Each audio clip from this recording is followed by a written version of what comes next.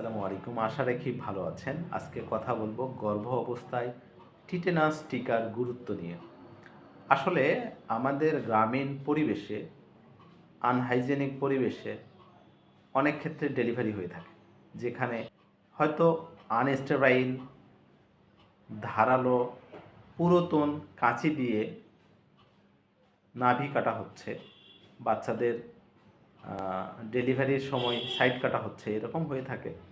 অথবা দেখা যাচ্ছে ডিপ ইনজুরি হলে সেগুলোতে সয়েল কন্টামিনেটেড কোনো কিছু থাকে, যার ফলে শরীরে ক্লাস্ট্রিডিয়াম টিটেনাস ব্যাকটেরিয়া ঢোকার ফলে টিটেনি একটা রোগ হতে পারে, যেটাকে আমরা বাংলায় ধনুষ্টঙ্কা বলি।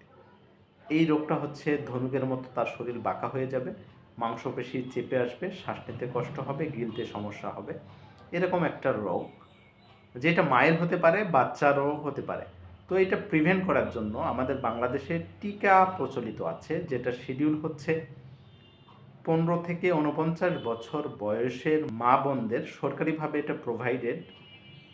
সেটার ডোজটা এমন যে প্রথম যেদিন টিকা দিল এটা থেকে 28 দিন পরে দ্বিতীয় টিকা দিবে, দ্বিতীয় টিকার 6 মাস পরে তৃতীয় টিকা দিবে, তৃতীয় টিকার 1 বছর পরে চতুর্থ টিকা দিবে, এবং চতুর্থ টিকার 1 বছর পরে বুস্টার ডোজ পঞ্চম টিকা দিবে।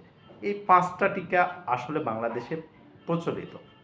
এখন কোনো মা যদি এই টিকা ভুলবশত অথবা ভয়ে অথবা গুরুত্ব না দিয়ে কমপ্লিট না করে, অথবা একটা ডোজ দিল অথবা 2টা দিল অথবা কয়টা দিয়েছে তার মনে নাই, এমন যদি প্রেক্ষাপট হয়, তাহলে কি করবেন? যদি কোনো মা একটা টিকাও দিল না, তাহলে সে যদি গর্ভধারণ করে, প্রথম গর্ভ অবস্থায় একটা টিকা দিবে। সেটা দিবে 4 থেকে 8 মাসের ভিতরে।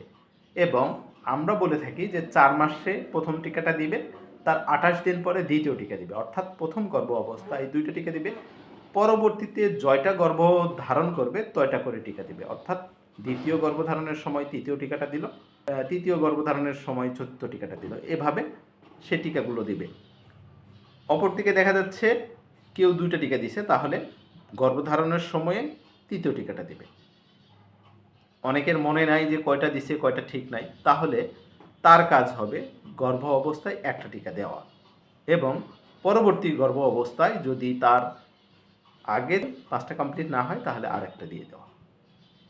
আশা রাখি এই তথ্যটা সকলে শেয়ার করবেন এবং সকল মায়ের কাছে পৌঁছাবেন, যাতে কোনো বাচ্চা নিউনেটাল টিটেনাস এরকম নিয়ে মারা না যায়, মায়ের যেন ক্ষতি না হয়। ভালো থাকুন, সুস্থ থাকুন।